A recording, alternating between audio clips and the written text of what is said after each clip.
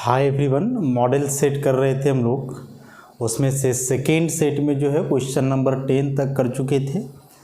उसके आगे के क्वेश्चंस को जो है अभी हम लोग डील करेंगे। तो क्वेश्चन नंबर 11 जो है सेकेंड सेट का,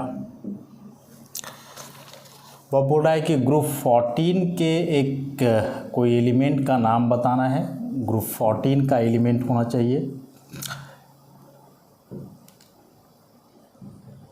तो ग्रुप 14 का वह एलिमेंट जो forms most acidic oxide. Second में है इज कॉमनली फाउंड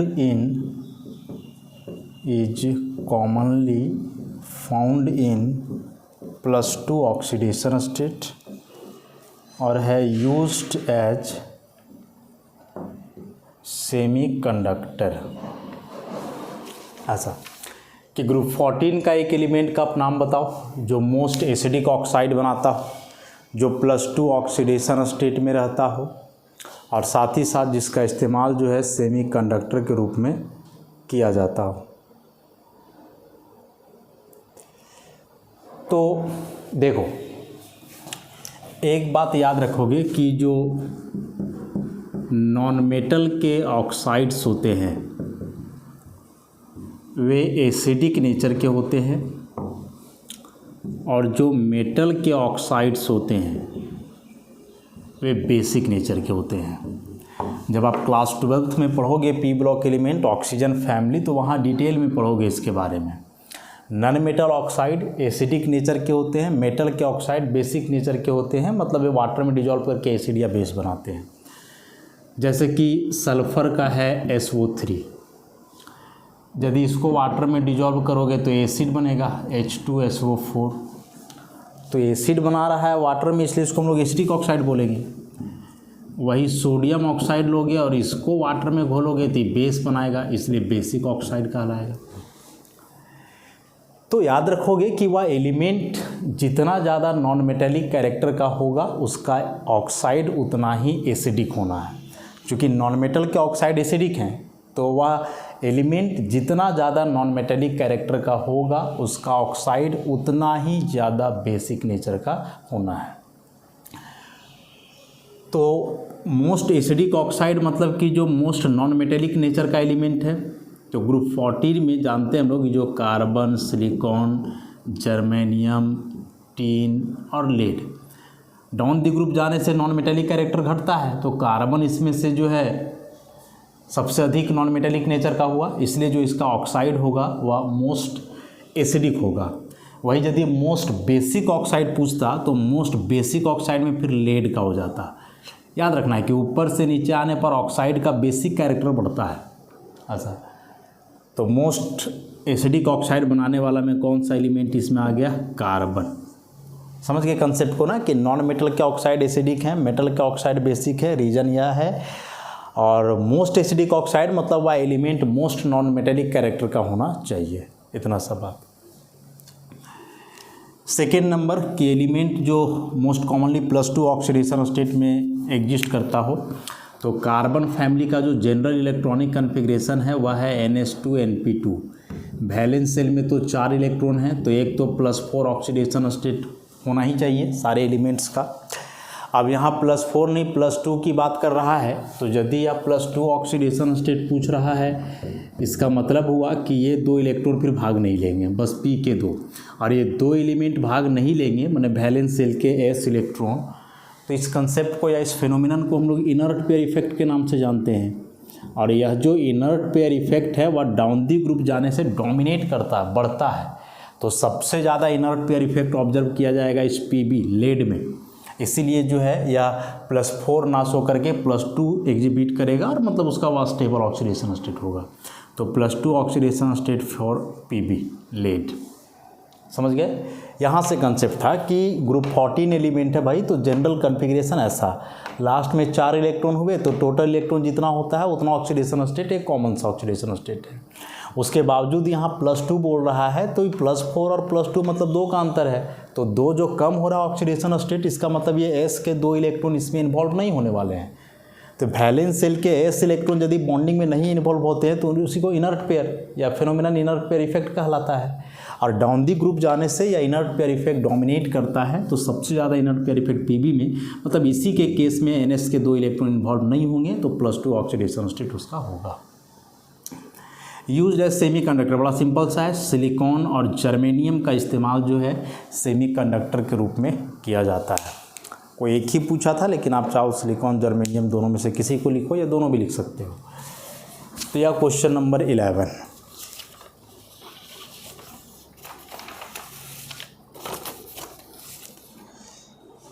नेक्स्ट है इसमें क्वेश्चन नंबर 12।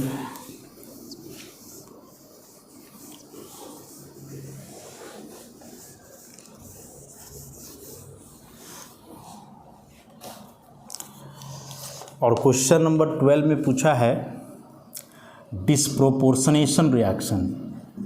डिस्प्रोपोर्शनेशन रिएक्शन,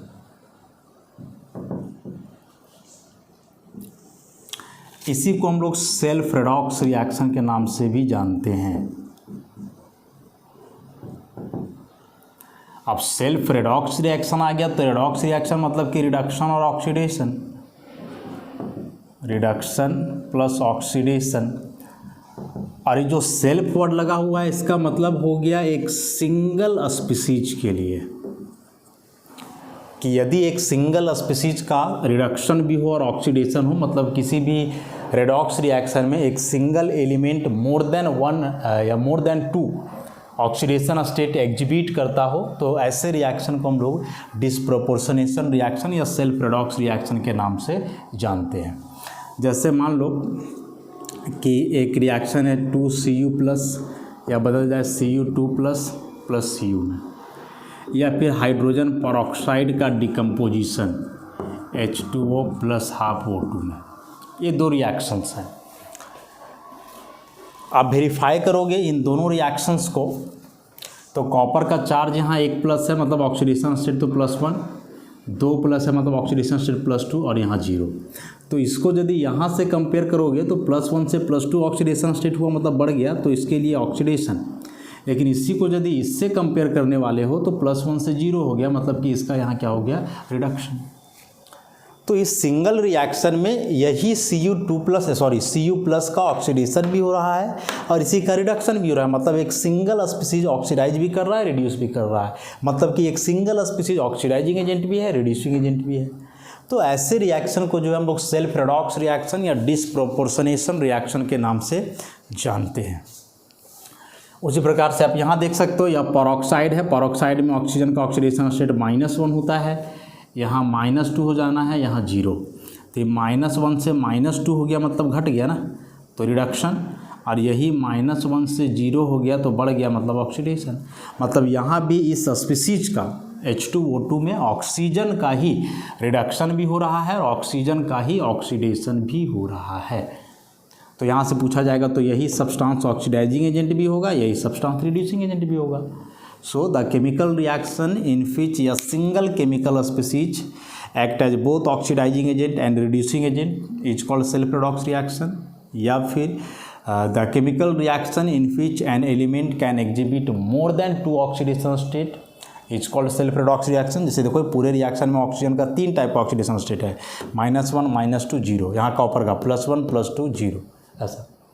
तो ऐसे रिएक्शंस जो है डिस्प्रोपोर्शनेशन या सेल्फ रेडॉक्स रिएक्शन के नाम से जाने जाते हैं। क्लास 12 ऑर्गेनिक में आप डिस्प्रोपोर्शनेशन रिएक्शन पे जो एक अलग सा बड़ा इंपॉर्टेंट रिएक्शन वहाँ पढ़ना होता है। तो ये बेसिक से टर्म्स है और यह इंपॉर्टेंट टॉपिक है रेडॉक्स रिएक्शन से, यह बहुत ही इंपॉर्टेंट टॉपिक है एग्जाम में। इससे क्वेश्चन 100% होना है। सेट 3 में भी क्वेश्चन सेट किया है इससे, क्या क्या वो हम लोग देखेंगे अभी, लेकिन फिलहाल इस कंसेप्ट को समझ जाओ कि एक ही एलिमेंट का मोर देन 2 ऑक्सीडेशन स्टेट।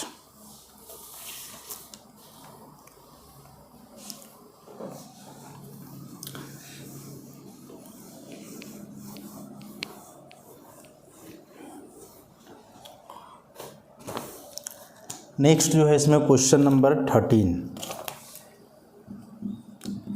13 जो है ना ऑर्गेनिक केमिस्ट्री का रीड है। जो क्वेश्चन है कन्वर्सन है, बोल रहा है कि बेंजीन को कन्वर्ट करना है एक बारी नाइट्रोबेंजीन में, फिर बोल रहा है कि बेंजीन को कन्वर्ट करो क्लोरोबेंजीन में। 3 क्वेश्चन हैं, ए बी, एक सी में बोल रहा है कि बेंजीन को कन्वर्ट करो इथाइल बेंजीन में। ऐसा देखो, ऐसे चीज़ों को ऑर्गेनिक केमिस्ट्री में जो है कन्वर्सन के नाम से जाना जाता है। सेट 1 में शायद क्वेश्चन था या इससे कि नहीं था, एक बार देख लेते हैं।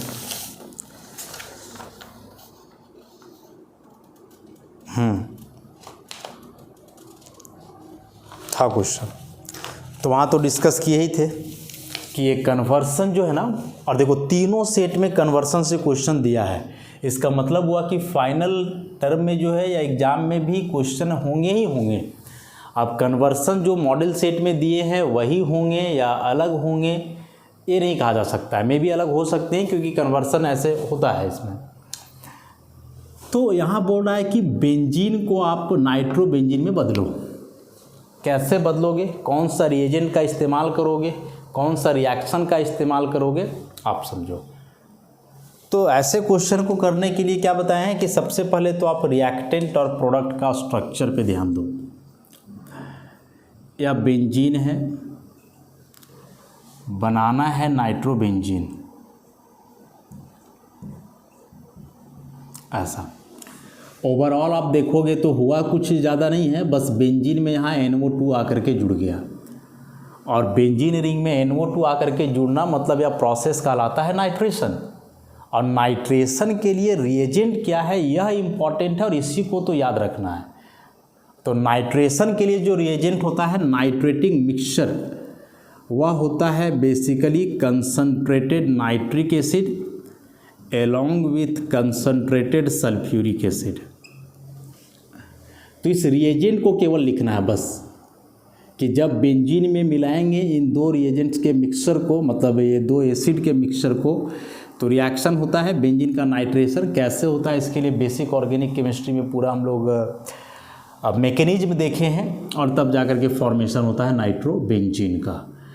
बेंजीन रिंग में या जो NO2 ग्रुप जुड़ रहा है, this NO2 plus is the electrophile of the reaction. अच्छा, तो बस यही करना, ज़्यादा कुछ है नहीं इसमें, बस इस रिएजेंट को याद रखना केवल इम्पोर्टेंट है। अब यहाँ से देख लो, बेंजीन को बदलना है क्लोरोबेंजीन में,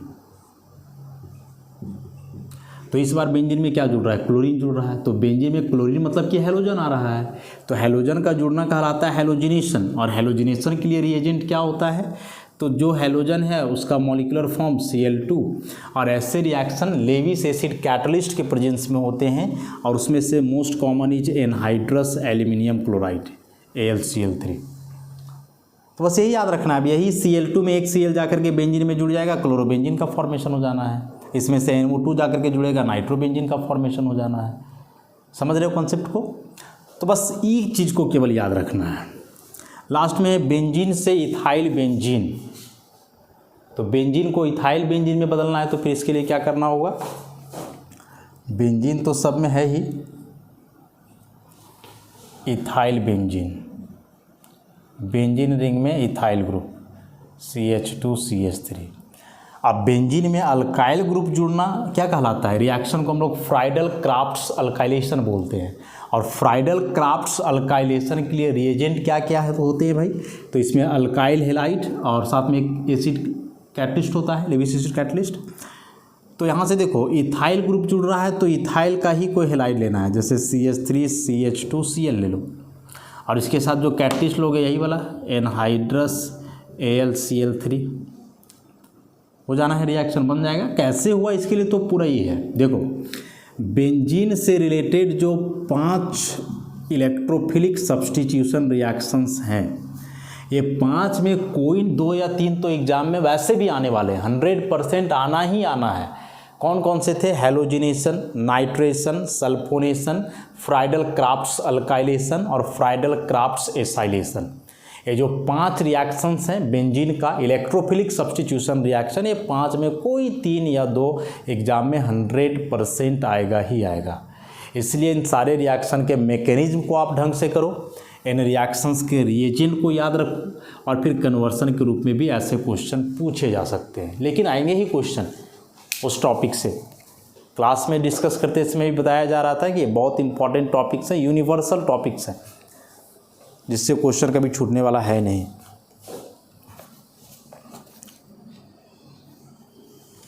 तो कन्वर्सन में थोड़ा सा दिमाग तो लगाना पड़ता है, सोचना पड़ेगा रिएजेंट के बारे में। उसके लिए रिएजेंट याद होने चाहिए, चैप्टर का थ्योरेटिकल पोर्शन कंप्लीट होना चाहिए। और अभी तो सिंपल सा कन्वर्सन है, क्लास 12 में पढ़ोगे वहाँ एक पेज में कन्वर्सन बनते हैं। नेक्स्ट भी काफ़ी इंपॉर्टेंट क्वेश्चन है, one of the favourite topic of chemistry, hybridisation से रिलेटेड। हाइब्रिडाइजेशन के आधार पे NH3 और H2O इन 2 मॉलिक्यूल्स के ज्योमेट्री और शेप को एक्सप्लेन करने के लिए बोला गया है।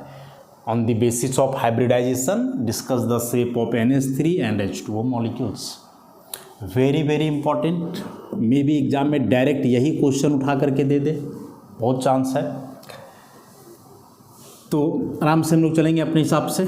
सबसे पहले NH3 की बात कर लेते हैं।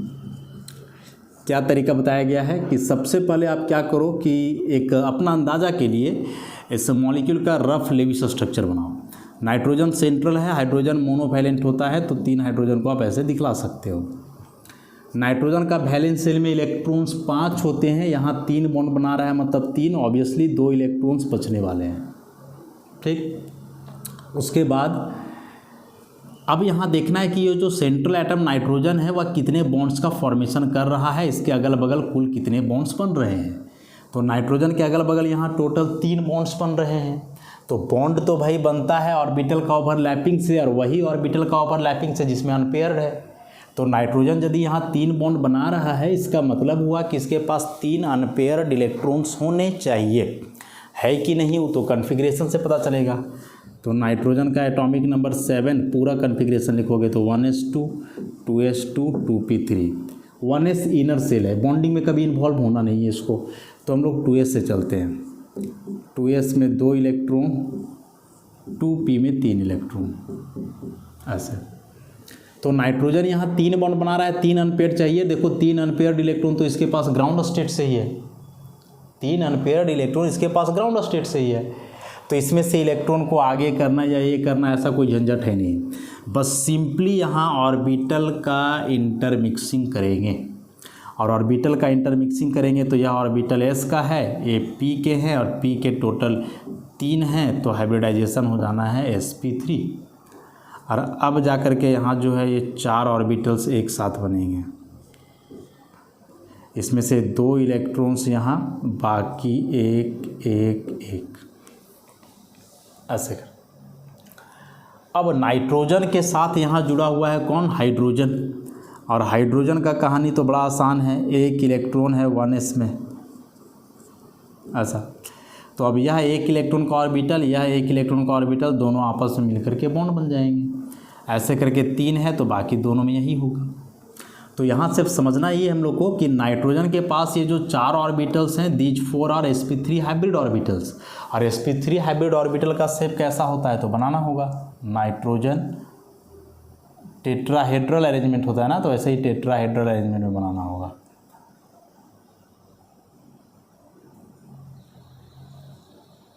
ऐसे ये 1 2 3 4 ऑर्बिटल, इसमें से एक ऑर्बिटल में देखो 2 इलेक्ट्रॉन है, ऐसे, बाकी सब में एकक है। अब हाइड्रोजन जो कंबाइन कर रहा है वो पेयर्ड वाला से नहीं बल्कि अनपेयर्ड इलेक्ट्रॉन जो ऑर्बिटल में उससे कंबाइन कर रहा है। तो सब में हाइड्रोजन का कम्बिनेशन दिखाओ, और हाइड्रोजन का इलेक्ट्रॉन एस में है, एस का शेप स्फेरिकल है, तो स्फेरिकल हाइड्रोजन, यहाँ भी स्फेरिकल हाइड्रोजन, यहाँ भी spherical hydrogen, S orbital, and this one is sp3 orbital, head on overlapping हो रहा है सिग्मा, और इसका नाम हो जाना है sp3s सिग्मा होना। ऐसा बॉन्ड यदि इसका बनाओगे तो नाइट्रोजन एक लोन पेयर तो भाई वैसा ही रह गया, बाकी ये 3 बन जाने हैं बॉन्ड। ठीक, 2 चीज़ ज्योमेट्री और शेप दोनों बोला है, तो याद रखोगे कि ज्योमेट्री हमेशा हाइब्रिडाइजेशन के अनुसार लिखा जाता है। मतलब कि sp3 हाइब्रिडाइजेशन आया है तो ज्योमेट्री हम लोग जानते हैं टेट्राहेड्रल होता है, तो टेट्राहेड्रल हम लोग बना देंगे, लिख देना है टेट्राहेड्रल। मतलब ज्योमेट्री लिखते समय ना lone pair plus bond pair सबको काउंट किया जाता है, लोन पेयर बॉन्ड पेयर सब मिला करके देखना है कैसा दिखता है, टेट्राहेड्रल दिखेगा सबको मिलाओगे तो। लेकिन शेप की बात करेंगे तो शेप में हम लोग लोन पेयर को एक्सक्लूड कर देते हैं, छोड़ देते हैं, नहीं देखते हैं, बॉन्ड पेयर को लेकर के चलते हैं। तो बॉन्ड पेयर तो यहाँ 3 ही है, तो टेट्राहेड्रल तो आप लिख नहीं पाओगे, 3 के लिए फिर हम लोग यहाँ इस्तेमाल करते हैं ट्राइगोनल और shape pyramidal. Lone pair pyramid के जैसा खड़ा है इसलिए पिरामिडल। ऐसा तो इतना पूरा बात करना होगा यदि एग्ज़ाम में आता है तो। बताए कि बहुत पॉसिबिलिटी है एग्ज़ाम में आएगा ही, और आ जाना है तो फिर इतना सा काम तो करना ही पड़ेगा। एक बात यदि आप सोच रहे होगे मन में तो, कि जैसे नाइट्रोजन के पास यहाँ या जो 3 अनपेयर्ड था, तीनों पी में था, बॉन्ड भी इसको 3 ही बनाना था, तो उसके लिए नाइट्रोजन ऐसा 3 बॉन्ड तो बना ही सकता था। मतलब इसी को हम लोग ऐसे दिखाएं तो नाइट्रोजन के लिए 3 p ऑर्बिटल, 1 2 3, तीनों में एक इलेक्ट्रॉन, और हाइड्रोजन डायरेक्ट यहाँ कंबाइन कर जाता ऐसा। तो ऐसे क्यों नहीं बना, ऐसा आखिर क्यों यहाँ हाइब्रिडाइजेशन करने का ज़रूरत पड़ा? What is the need of hybridisation in this molecule? क्यों हाइब्रिडाइजेशन करना पड़ा इसका? ऐसे क्यों मिला है? डायरेक्ट ऐसे भी तो बन सकता था ऐसे। तो बड़ा ही इम्पॉर्टेंट कंसेप्ट है इसमें, है क्या? सो देखो, यदि नाइट्रोजन के लिए आप ऐसे बनाओगे तो ऐसे बनाने का मतलब कि ये सारे तो अभी p ऑर्बिटल्स हैं, ये सभी कौन से ऑर्बिटल्स हैं? p ऑर्बिटल्स हैं अभी, और p ऑर्बिटल्स 3 हैं तो तीनों तो एक दूसरे पे परपेंडिकुलर हैं, x y z, मतलब एंगल हो जाएगा 90 डिग्री। तो इस केस में जब आप स्ट्रक्चर बनाओगे NH3 का तो ऐसा बनेगा, और ये जो एंगल होगा सब 90 डिग्री होगा ऐसे करके।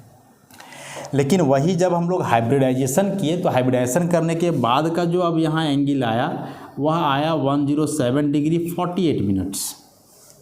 मतलब क्या हुआ कि हाइब्रिडाइजेशन करने से ऑर्बिटल का ओरिएंटेशन कुछ इस प्रकार से हुआ कि एंगल इंक्रीज कर गया, और एंगल इंक्रीज कर जाने, और एंगल थोड़ा सा इंक्रीज नहीं कर रहा, देख रहे हो 90 से हुआ है 107, मतलब 17-18 डिग्री बढ़ा है। तो ये जो एंगल इतना बढ़ गया इसका मतलब हुआ कि वे बॉन्ड पेयर के इलेक्ट्रॉन से एक दूसरे से दूर चले गए, और बॉन्ड पेयर के इलेक्ट्रॉन से एक दूसरे से दूर जाने का मतलब हुआ कि इसके बीच अब रिपल्सन कम होगा, और रिपल्सन कम होने का मतलब कि मॉलिक्यूल का स्टेबिलिटी ज़्यादा होगा। So this one is the most stable arrangement and this is the least stable या लेस स्टेबल अरेंजमेंट। इसको गलत नहीं बोल सकते आप, लेकिन यह लेस स्टेबल है, ऐसे में NH3 रहना ही नहीं चाहेगा, रिपल्सन एक्सपीरियंस करेगा, इसलिए हाइब्रिडाइज होकर के वो ऐसे कन्वर्ट होगा और वैसे बनेगा। तब समझ गया ना? तो हाइब्रिडाइजेशन का यहाँ मेन मोटो रहा रिपल्सन कम करना, बस।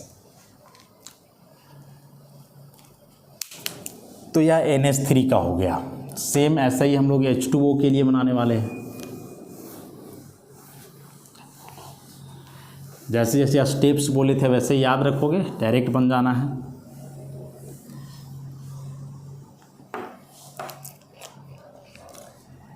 H2O सबसे पहले बोले थे रफ डायग्राम बनाने, ऑक्सीजन 2 हाइड्रोजन, तो ऑक्सीजन का 8 होता है एटॉमिक नंबर ना, तो 2 और 6, लास्ट में 6 बॉन्ड 2 बना रहा है, मतलब 2 लोन पेयर बचने वाले हैं। उस हिसाब से आप देखो तो ऑक्सीजन यहाँ 2 बॉन्ड बना रहा है, तो 2 अनपेयर्ड होने चाहिए, है कि नहीं ज़रा लिखो। तो 1s2 2s2 2p4, 2s में 2 इलेक्ट्रॉन, 2p में 4, 1 2 3 और 1 4, ऐसा। तो 2p में आप यहाँ देखो ये 2 इलेक्ट्रॉन हो गए, 2 ही चाहिए ही हम लोग को अनपेयर्ड, क्योंकि 2 बॉन्ड बना रहा है। तो डायरेक्ट यहाँ से हम लोग बॉन्ड नहीं बना सकते हैं, जो भी समझाए, पहले हाइब्रिडाइजेशन होना ही होगा ऑर्बिटल्स का, तब नहीं तो डायरेक्ट इन 2p ऑर्बिटल में बनेगा तो फिर वही परपेंडिकुलर 90 डिग्री एंगल बन जाना है। इसलिए सबसे पहले हाइब्रिडाइजेशन होगा, और हाइब्रिडाइजेशन होगा sp3। अब sp3 हाइब्रिडाइजेशन होगा तो कुछ ऐसा हो जाना है, और अब यहाँ से दिखाओगे तो हाइड्रोजन का 1s1 मिल जाएगा यहाँ, ऐसे एक और हाइड्रोजन। तो इस बार भी जो ऑक्सीजन के ये 4 ऑर्बिटल्स हैं, all these 4 are sp3 hybrid orbitals. और sp3 का अरेंजमेंट तो अभी ही हम लोग देखे थे टेट्राहेड्रल मैनर में, ये 2 ऑर्बिटल 3 और 1 ही 4। देखो 2 इलेक्ट्रॉन इसमें दिखा दो, 2 इसमें, 1 यहाँ दिखला दो, 1 यहाँ दिखला दो। अब जिसमें एक इलेक्ट्रॉन है उसके साथ कौन मिल रहा है? हाइड्रोजन मिल रहा है। तो हाइड्रोजन 1 इलेक्ट्रॉन, हाइड्रोजन 1 इलेक्ट्रॉन, ऐसा। यहाँ से नाम भी लिख सकते हो कि हाइड्रोजन के लिए s ऑर्बिटल है, ऑक्सीजन के लिए sp3 है भाई, तो इसका नाम हो जाना है sp3s सिग्मा बॉन्ड, ऐसा। और अब स्ट्रक्चर बनाओ तो oxygen electron electron H H।